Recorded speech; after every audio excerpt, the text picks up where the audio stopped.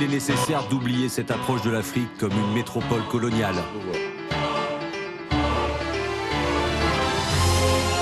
Actuellement, nous sommes là pour parler de l'avenir de nos peuples. Ceux qui n'aiment pas le danger, il faut qu'ils choisissent une autre activité.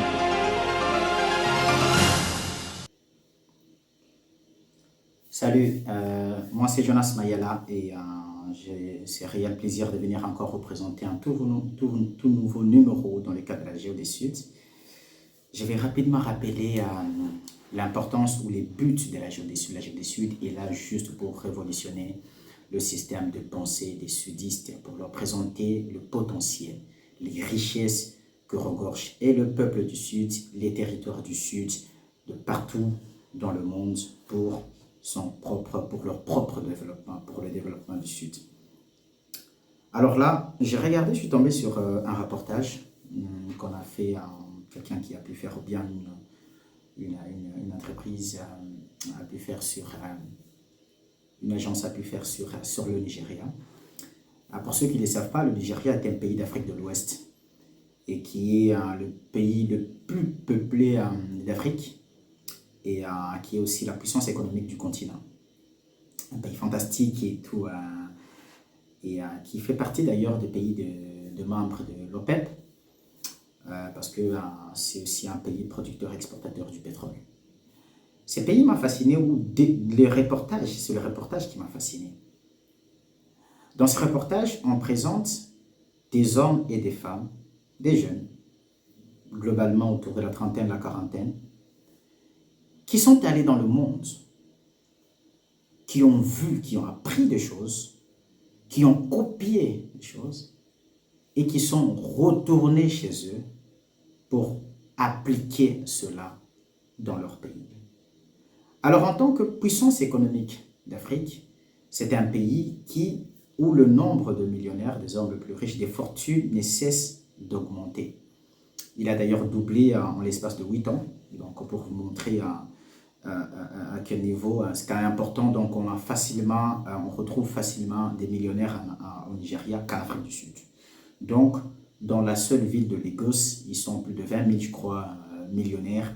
C'est quand même un chiffre important, impressionnant, alors que dans des pays comme la RDC, on est autour de 1000 sur tous les territoires. Bon voilà, ça c'est vraiment des chiffres peut-être officieux, mais en tout cas, le Nigeria, c'est l'un des pays qui compte le plus de millionnaires sur le continent. Et ces gens-là ont vu qu'il y a du potentiel. Il y a du potentiel sur le continent africain. Ils sont rentrés chez eux et ils ont mis en application ce qu'ils sont allés apprendre ailleurs. J'ai regardé le parcours d'un jeune homme qui, lui, il est né dans une famille très modeste, très pauvre, on va dire.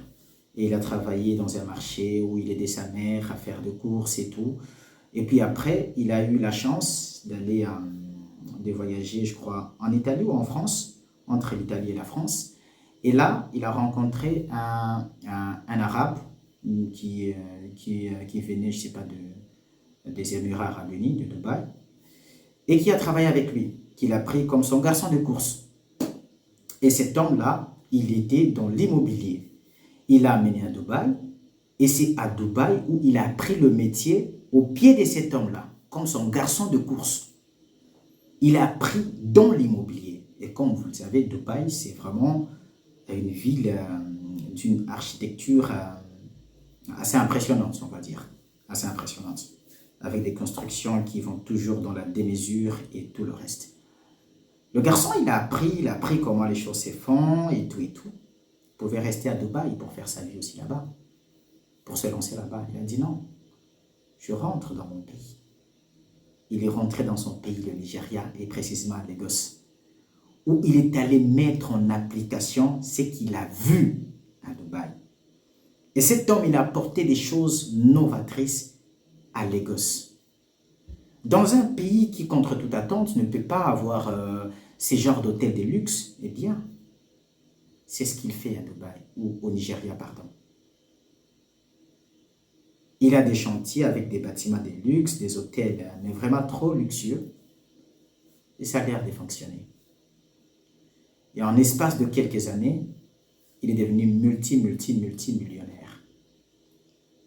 Je vais m'adresser à toutes les diasporas, aux gens qui ont l'ambition d'aller dans des pays, entre guillemets, du Nord. Je vais défier la plupart d'entre vous, même ceux qui sont sur le continent africain, qui ambitionnent d'aller continuer leur vie aux États-Unis, au Canada ou ici en Europe ou dans n'importe quel pays développé. Aller dans un pays développé ne doit pas être votre plus grand objectif de vie, parce que c'est trop malheureux. Personne ne vous empêchera dans ce monde ici d'aller où vous voulez, d'aller habiter où vous voulez. Ça, c'est quelque chose, vous avez le droit d'aller et d'habiter où vous voulez. Tous sudistes qui m'écoutent, je vous en supplie, prenons conscience de notre responsabilité. Aller passer du temps dans un pays développé est une responsabilité. Moi, j'appelle ça une responsabilité. Parce que le fait de vivre dans un pays développé, de voir comment les choses se passent dans ce pays développé, comment eux ils construisent les choses, comment eux ils fonctionnent, c'est une richesse inestimable et qu'il faut aller mettre au service de nos pays. J'appelle pas ici à tous ces gens qui sont dans la diaspora de retourner sur leur continent ou dans leur pays, non. D'avoir ces objectifs, c'est très important. En Europe ici, il est difficile pour un sudiste d'être un millionnaire. D'ailleurs, même pour les Européens, c'est très difficile d'être millionnaire. Hein. C'est trop serré, dans le sens où ce sont des pays très industrialisés. C'est des pays qui ont atteint un niveau où pour déjà investir dans ce pays-ci, ça demande beaucoup de moyens. Beaucoup de moyens. Beaucoup de sacrifices, il faut bien étudier sa clientèle, il faut bien étudier donc, parce qu'il y a plein d'entreprises, dans presque tous les secteurs, c'est quasi saturé. Ceux qui deviennent millionnaires qui viennent des pays du Sud, peut-être dans le sport, dans le football, ou dans la musique, ou je ne sais pas moi, voilà, au moins dans ce domaine-là. Mais faire des études sur le continent européen, aller travailler et devenir millionnaire plus tard, c'est quelque chose de très très difficile. On peut investir en Europe, on peut le faire, mais c'est plus difficile de devenir millionnaire sur le continent européen qu'en Afrique. Ça, c'est une réalité, une vérité. Vous pouvez opposer votre raisonnement, il n'y a pas de souci, mais je vous dis, c'est que moi je pense. Toutes les diasporas africaines, toutes les diasporas latinos, arrêtons de constituer des associations pour lutter. Il y a des luttes. Hein. Il y a 2 jours, on a été voir une association à Bruxelles. On a fait on a posé des questions, on regarde un peu les luttes et tout ça. Il y a beaucoup de luttes. Hein. Il y a beaucoup de luttes et tout ça. Il y a des associations qui luttent pour les droits des femmes, les droits des migrants, les droits de ceci, les droits de cela. C'est très bien d'avoir toutes ces associations-là. Mais moi, je vais vous dire, tous sudistes, ces luttes-là, lutter pour que vous soyez reconnus, pour que vous soyez inclus chez autrui, c'est des luttes qui généralement sont perdues d'avance. C'est une triste réalité. Je le dis avec un regard purement géopolitique. Ce sont des luttes qui sont perdues d'avance. Il n'existe pas un pays sur Terre qui peut vous accepter facilement sur son territoire juste parce qu'une ONG a fait de marche. Ça n'existe pas, ça n'existera pas. La géopolitique vise les grands intérêts. Ce sont des rêves qui sont quasi réalisables. Il est plus difficile de se faire accepter chez autrui que de construire chez soi. Ouais. Au lieu de vouloir que tout le monde milite pour les droits des migrants, milite pour les droits des femmes, milite pour les trucs, pour qu'on nous reconnaisse, pour que nous puissions vivre bien, pour que nous soyons payés comme les Européens, pour que nous ayons les mêmes opportunités que les Européens, c'est un combat perdu d'avance. Ce sont des choses qui sont manipulées par la politique. C'est de la pure politique, ça. Ça ne relève pas du bon sens des gens. Ton employeur peut avoir le bon sens de te traiter comme tous les autres. Mais lorsque les ordres sont donnés, d'ailleurs, je vous dis, en Belgique, lorsque un migrant ou un étranger venu du Sud ou de, je ne sais pas moi, de l'Afrique ou de l'Amérique latine, trouve un emploi, il signe un contrat à durée indéterminée. Pour que son employeur va lui faire la demande pour lui qu'il ait son titre, son document pour sa carte unique, je pense ici en Belgique, la carte unique, pour qu'il soit reconnu comme quelqu'un qui peut travailler, qui peut rester en Belgique pour travailler.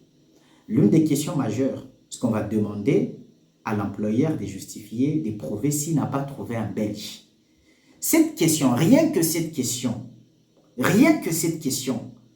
c'est une discrimination institutionnalisée. C'est très institutionnalisé. Ça veut dire que c'est tellement subtil qu'on n'y prête pas attention. Quand vous avez tous étudié, on a fait des études ensemble, on a fini ensemble. Nous allons chercher de l'emploi. Moi, je dépose. Quand on me prend, l'employeur me prend, c'est-à-dire dans l'entreprise, je suis engagé, embauché, je suis passé par les entretiens, tests et tout ce que vous voulez là-bas. Je suis engagé. Mais pour qu'on me donne la carte unique, la question à laquelle l'employeur doit répondre, c'est que est-ce que pour ce poste, vous n'avez pas trouvé un Belge ou un Européen qui peut faire ce métier-là? L'employeur doit être capable de justifier que non, je n'ai pas trouvé un Belge capable de faire ça. Cette question-là, s'il faut faire une analyse, mais c'est une discrimination, mais très institutionnalisée. Et moi, je ne veux pas en vouloir à l'Europe à cause de ça ou à la Belgique à cause de ça. Est-ce que nous pouvons militer jusqu'à quand pour que ça change? Vous pensez qu'on peut, il n'existe pas cette magie-là, qu'on vous traite, qu'on puisse vous traiter comme les autochtones eux-mêmes, les propriétaires du pays. Ça n'existait pas. Au lieu de militer pour tout ce droit-là, les associations qui font ça, coup de chapeau, courage, les ONG, tout ça, nous les encourageons à continuer cette lutte-là. Parce qu'au moins, avec cette lutte-là, on essaie de temporiser, d'équilibrer un petit peu les choses. Mais la lutte ou le combat ne sera jamais gagné. Au lieu de nous retrouver tous, les étrangers qu'on nous retrouve dans ces luttes-là, dans cette lutte-là éternellement, pensons à aller construire chez nous. Je le dis aujourd'hui, je le redirai demain. Après-demain, je le redirai encore. Quand vous prenez l'initiative, la décision d'aller vivre à l'étranger, dans un pays développé, tout ce que vous gagnez là-bas, pensez à construire chez vous. Pensez-y. Et nous qui venons ici pour faire des études, après avoir fait des études, nous avons acquis une certaine compétence. Après avoir travaillé 2 ans, 3 ans, nous avons une certaine compétence. Allons implanter des entreprises sur notre territoire où les opportunités entrepreneuriales sont encore bien là. Les défis, il y en aura partout. Partout, partout. Il y a des gens qui sont allés investir sur le continent africain et qui nous font des appels et nous disent « Venez ». Il y a des pays comme le Ghana, comme le Nigeria, comme certains pays, surtout les pays anglophones, qui ont compris ces choses ici, bien avant que nous, les pays francophones. C'est malheureux. Jusqu'à maintenant, nous devons continuer à appeler les gens à venir ici. Ça n'arrivera pas. Nous ne pouvons pas appeler tous les sudistes pour qu'ils viennent s'entasser ici en Europe. L'Europe est totalement épuisée. En termes de ressources naturelles, il n'y en a plus. La population vieillissante, il y a tellement de choses qui ne peuvent plus soutenir l'économie à long terme sur le continent européen et qu'il faut penser à construire chez nous. Je vous dis merci pour ce quelques moments passés sur ces sujets assez importants et je nous encourage, vous qui luttez pour que les pays du Sud soient reconstruits, continuez dans cette lutte. C'est une lutte très noble, très noble. Sans insulter ceux qui préfèrent vivre à l'étranger, y demeurer, avoir leurs enfants, les enfants de leurs enfants là-bas, et qui condamnent un potentiel retour. Nous ne vous condamnons pas, nous vous comprenons. Vous cherchez votre sécurité, c'est tout à fait normal. Mais nous voulons réveiller la conscience auprès de tous ceux qui sont tous les sudistes qu'il est possible de le construire chez nous. Je vais finir par ces petits exemples qui vont nous faire réfléchir. Il y a tout juste 60 ans, ou 70 ans, 70 ans, Dubaï n'était qu'un désert. Dubaï, qu'on voit là-bas, ce n'était qu'un désert.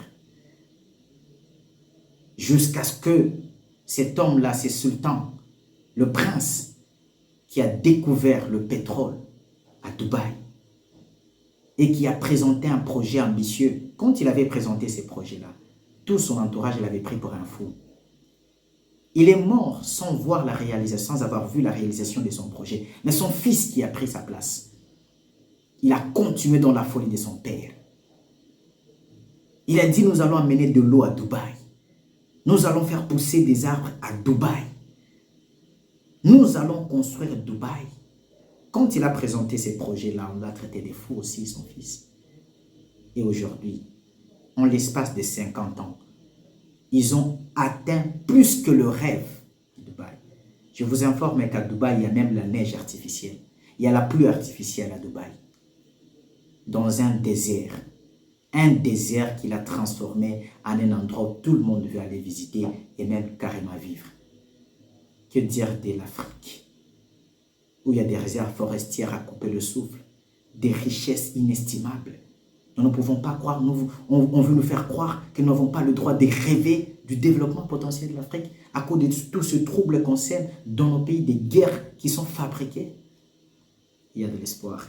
Tenons bon. Merci. La GOD Sud vous remercie et vous demande de partager, de liker et de vous abonner si ce n'est pas encore fait.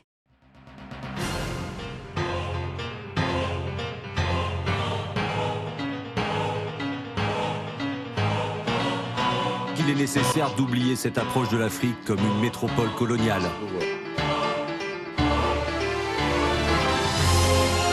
Actuellement, nous sommes là pour parler de l'avenir de nos peuples.